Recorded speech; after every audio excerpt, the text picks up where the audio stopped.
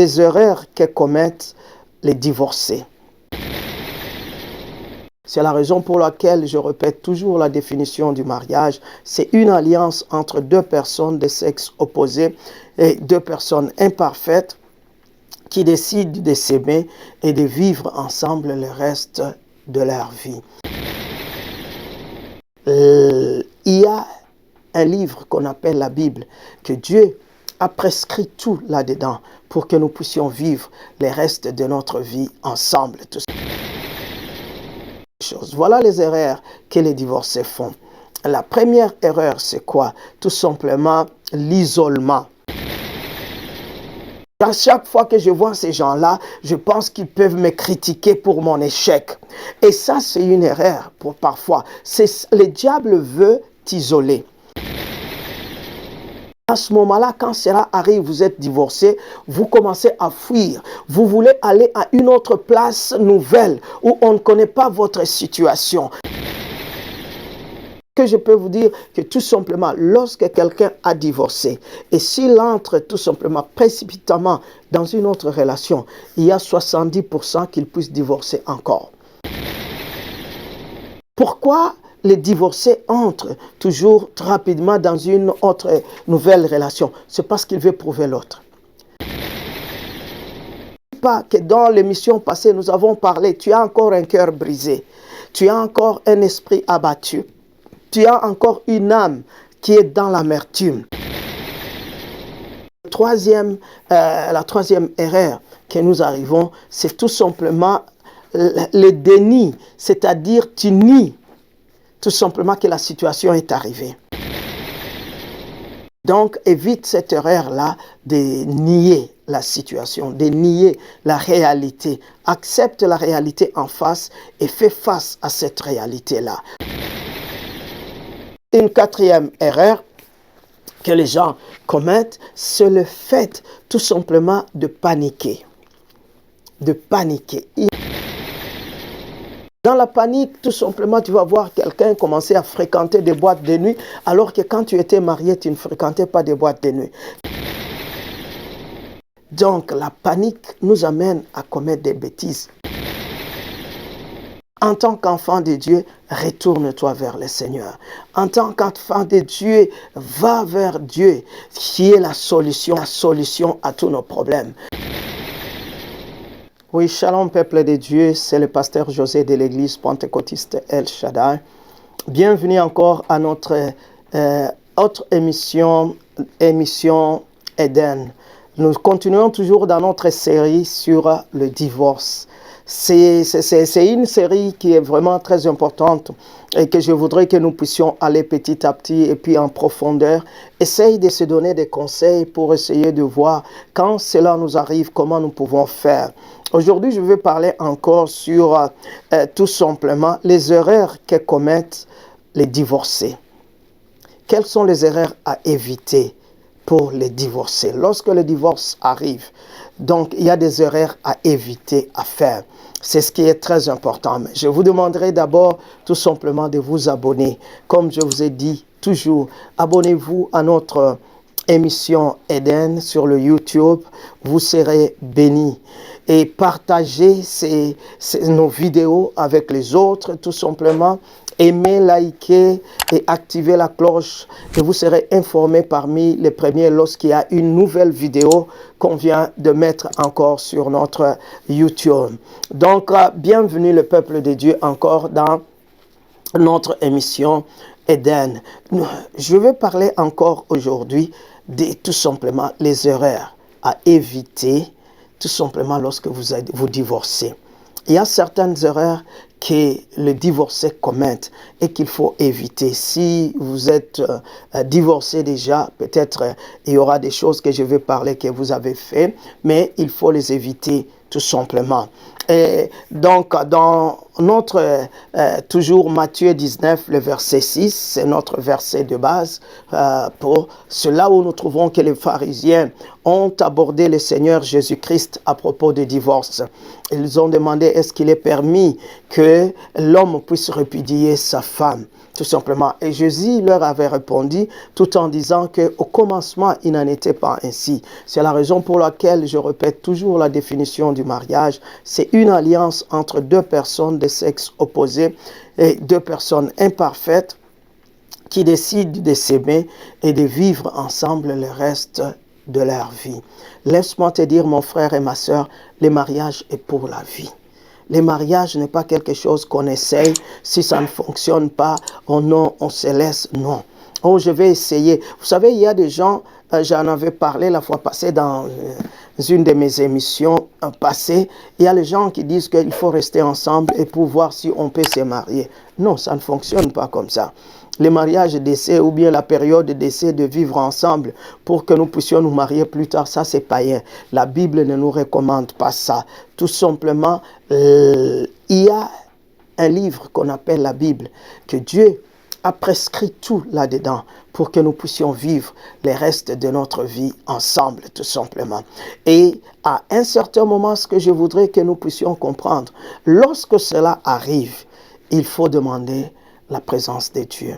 Il faut demander l'inspiration de Dieu. C'est quelque chose. Voilà les erreurs que les divorcés font. La première erreur, c'est quoi? Tout simplement l'isolement. L'isolement. La première erreur, c'est l'isolement. Lorsque un couple divorce, tout simplement, un divorcé a toujours essayé de s'isoler des gens avec qui ils étaient ensemble. Vous allez remarquer, parmi les groupes que les gens étaient ensemble, la personne n'est plus visible. Elle va commencer à se retirer de ce groupe-là. Elle va commencer à éviter ces groupes-là. Il va commencer à éviter même les restaurants, là où ils partaient ensemble au restaurant. S'il connaît que dans ces restaurants, il y a des gens qui les voyaient ensemble, il y a des gens qui les connaissaient, qu'ils étaient mariés. Donc la personne qui est divorcée va éviter d'aller encore là-bas. La personne va éviter même l'église dans laquelle elle partait, tout simplement. Vous allez voir, elle disparaît dans l'église. Elle peut vous donner toutes les autres raisons du monde, mais tout simplement la vraie raison, c'est parce qu'elle ne veut pas être vue par les gens qui l'ont vu qu'il était marié. Pourquoi cela? Les gens essayent un peu d'éviter cela. Parce qu'il y a un sentiment d'échec. Il y a un sentiment d'échec. La personne se voit que elle a échoué. La personne se voit qu'elle est un loser. La personne voit qu'on m'a vu que j'ai échoué. Mon couple a échoué, tout simplement. Donc, chaque fois que je vois ces gens-là, je vois que j'ai échoué. Chaque fois que je vois ces gens-là, je pense qu'ils peuvent me critiquer pour mon échec. Et ça, c'est une erreur parfois. Le diable veut t'isoler. Le diable veut que tu puisses éviter. Oui, c'est vrai. Il arrive à un certain moment, la communauté, les gens avec qui tu étais commencent à te critiquer. Peut-être c'était des gens qui te donnaient des conseils et que tu n'écoutais pas.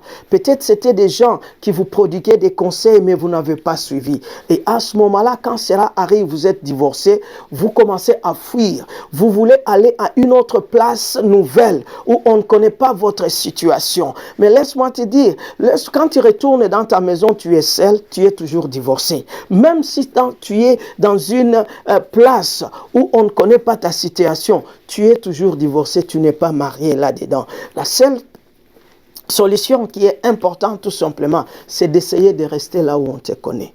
D'essayer d'être avec le Seigneur Jésus-Christ. Parce que la place là où on te connaît, il y a des gens qui peuvent t'encourager. Ce n'est pas tout le monde qui peut te critiquer, mais il y a des gens qui peuvent t'encourager aussi.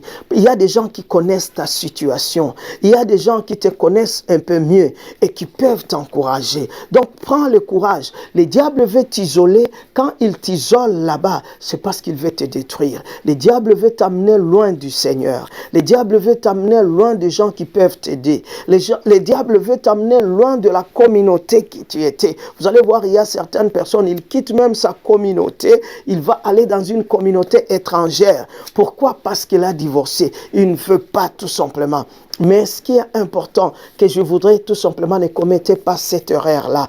Prie Dieu, que Dieu te donne la force. Que Dieu te donne la force de confronter cela. Que Dieu te donne la force d'aller là-bas. Ce n'est pas une honte quand quelqu'un divorce. Oui, c'est un échec, mais c'est un échec d'une relation. Notre Dieu nous donne toujours aussi une seconde chance. Donc, restez là où vous êtes. Il y aura des gens qui peuvent te critiquer parce que ça ne manque jamais, tout simplement. Il y aura aussi des gens qui peuvent t'encourager. Donc, évitez tout simplement de te retirer des gens qui te connaissaient. Évitez de te retirer de l'église là où tu étais. Évite de te retirer des restaurants que tu étais. Évite de te retirer des activités que tu partageais avec les gens. Évite tout simplement. Reste là-dedans. Reste avec le Seigneur tout simplement et ça va fonctionner. C'est quelque chose qui est vraiment important. La deuxième erreur que les gens, tout simplement les divorcés, commettent, c'est tout simplement entrer rapidement dans une autre relation. Entrer rapidement dans une... C'est comme si il veut s'échapper, tout simplement. Parce qu'il veut que les gens disent que ça a échoué, directement, boum, directement, tu entres dans une autre relation directement. Tu entres dans une... C'est dangereux. C'est dangereux. Ce que je peux vous dire, que tout simplement, lorsque quelqu'un a divorcé, et s'il entre tout simplement, précipitamment dans une autre relation, il y a 70% qu'il puisse divorcer encore. Il y a 70% que la personne, les sondages donnent que ces gens-là qui entrent dans le deuxième mariage sans pour autant réfléchir, ils ont 70% des divorces pour le deuxième mariage. Et ce qui va te causer encore plus de problèmes, tout simplement. Il ne faut pas, parce que, pourquoi les divorcés entrent toujours rapidement dans une autre nouvelle relation? C'est parce qu'il veut prouver l'autre. Ne cherche pas à prouver ton ex. La relation là est finie et c'est fini, accepte la réalité. Ne cherche pas à prouver l'autre que tu es encore là. Ne cherche pas à prouver l'autre qu'on peut encore t'aimer. Ne cherche pas à prouver. Parce que n'oublie pas que dans l'émission passée, nous avons parlé, tu as encore un cœur brisé. Tu as encore un esprit abattu. Tu as encore une âme qui est dans l'amertume.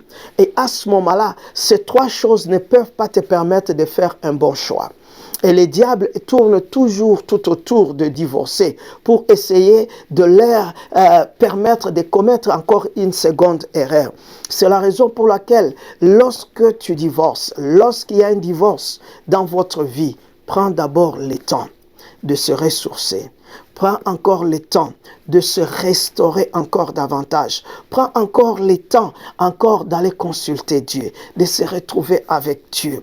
Dieu va te guérir. Dieu va te restaurer. Dieu va te mettre encore dans une position que tu peux être capable de commencer encore une nouvelle relation. Mais lorsque tu entres dans une nouvelle relation trop rapidement, tu commets une grosse erreur. Tu vas être déçu et c'est là que tu arrives à trouver que, oh non, tous les hommes sont mauvais ou bien toutes les femmes sont mauvaises. Non, c'est parce que toi, tu es entré rapidement alors que tu n'étais pas encore guéri, ton émotion était encore là et tu es entré dans une relation et peut-être tu es tombé sur une mauvaise personne et c'est là, ça t'a amené encore des difficultés. C'est la raison pour laquelle évite cette deuxième erreur que les divorcés commettent, tout simplement d'entrer rapidement dans une nouvelle relation. Prends le temps d'être avec le Seigneur Jésus-Christ, prends le temps de refaire ta vie, prends le temps d'être encore épanoui. Et à ce moment-là, tu peux entrer dans une nouvelle relation. Donc, c'est très important que nous puissions comprendre. Entrer rapidement dans une nouvelle relation, ça n'aide pas. Car lorsque vous êtes divorcé, ça ne vous aide pas. Évite cela. Prends ton temps. Et la troisième erreur que nous arrivons, c'est tout simplement le déni. C'est-à-dire, tu nies tout simplement que la situation est arrivée. Il y a des gens qui disent, qui ne veulent pas en parler, qui ne veulent pas, tout simplement, il fait semblant, si il n'est pas divorcé, il fait... Non, à un certain moment, il ne faut pas nier que la situation est arrivée. Il ne faut pas prouver aux autres que la situation n'est pas arrivée. Mais au contraire, il faut accepter la situation. Il faut accepter que ma relation avec mon ex est finie. Cette relation est finie. Donc, ça n'existe plus. Je ne peux plus faire semblant que cela existe. Je ne peux plus prétendre devant les autres que je suis encore marié. Oh, ceux-là qui ne connaissent pas, je peux toujours... Non, je ne peux plus prétendre que je suis encore marié. Tout ça, que je suis encore divorcé. Non, il faut faire attention. Quand tu refuses cette situation qui est réelle, ça te crée des problèmes. Ça va t'amener des stress. Ça va t'amener des stress. Donc, tu peux faire semblant à l'extérieur, mais à ton intérieur, tu sais que la situation est vraie. Tu sais que c'est vrai, tout simplement. Tu sais, quand tu acceptes la situation, il y a plus de possibilités que tu commences à te régénérer petit à petit. Quand tu acceptes la situation, tu dois seulement maintenant commencer à penser quelle sera l'étape prochaine. Quel sera le pas qui suit? Parce que tu as déjà accepté. Mais quand tu es dans le délit, quand tu nies encore les choses, tu restes toujours dans le passé pour quelque chose qui n'existe pas. Et beaucoup de divorcés ont perdu beaucoup d'années, 5 ans, 10 ans, en niant toujours cette situation. Mais à un certain moment, par le temps que tu viennes accepter, tu trouves que tu as déjà passé beaucoup de temps. Tu as déjà passé beaucoup d'années, tout simplement. Donc, il faut essayer, tout simplement, de comprendre, de dire, j'accepte la situation, tout simplement, Dieu le sait, et Dieu va me restaurer, et Dieu va me donner un second souffle. Dieu m'a donné une autre chance que je vais aller pour produire une autre relation. Donc, évite cette erreur-là de nier la situation, de nier la réalité. Accepte la réalité en face et fais face à cette réalité-là. Fais face à ce problème. Le divorce est un problème. Accepte-le et fais face à ce problème. Parce que vous ne pouvez pas conquérir ce que vous ne pouvez pas combattre. Pour conquérir, il faut combattre. Donc, il faut accepter que le divorce est là, et c'est un fait qui est là, et je vais faire face pour tout simplement le vaincre, ce qui est encore très nécessaire que nous puissions encore le faire. Donc, ne commettez pas. Et une quatrième erreur que les gens commettent, c'est le fait tout simplement de paniquer. De paniquer. Il ne faut pas. Les gens parfois paniquent. Et quand tu paniques, ça t'amène à faire des choses qui ne sont pas bonnes. Vous allez trouver que un homme va commencer à dépenser beaucoup d'argent, un homme va commencer à aller avec les filles par-ci, par-là, pour prouver à l'autre là qu'on peut encore l'aimer.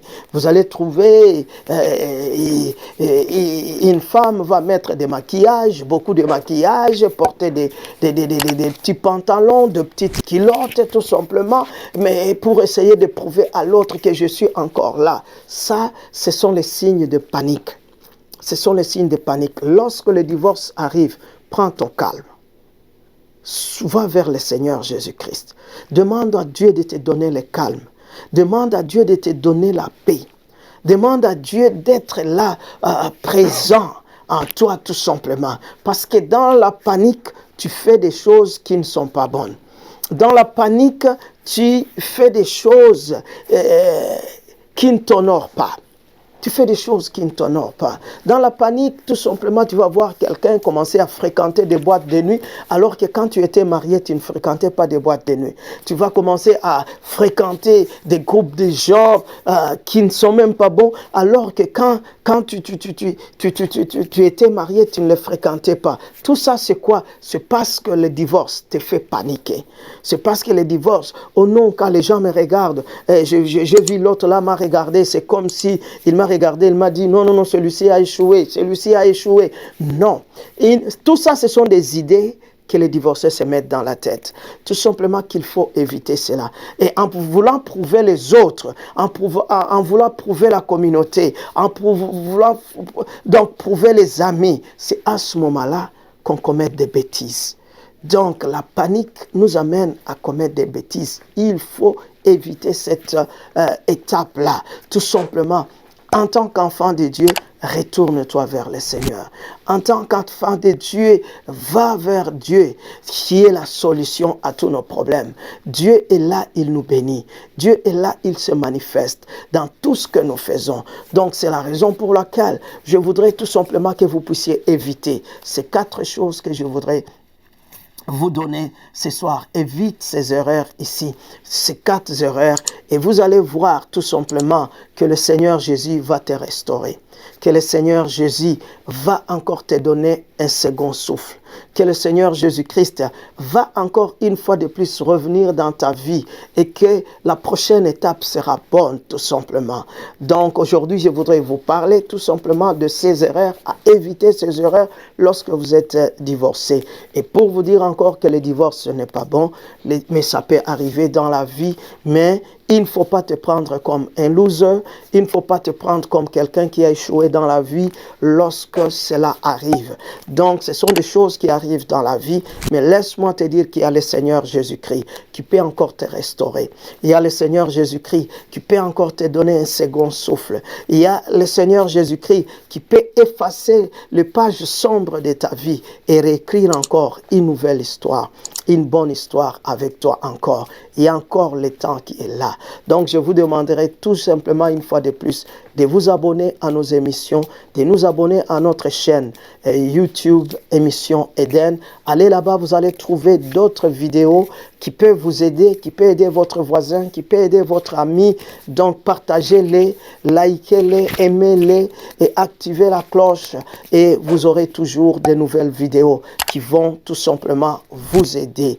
Laisse que le Seigneur puisse vous bénir encore davantage. C'était le pasteur José de l'église pentecôtiste El Shaddai d'Ottawa. À la prochaine émission Eden. Que le Seigneur vous bénisse.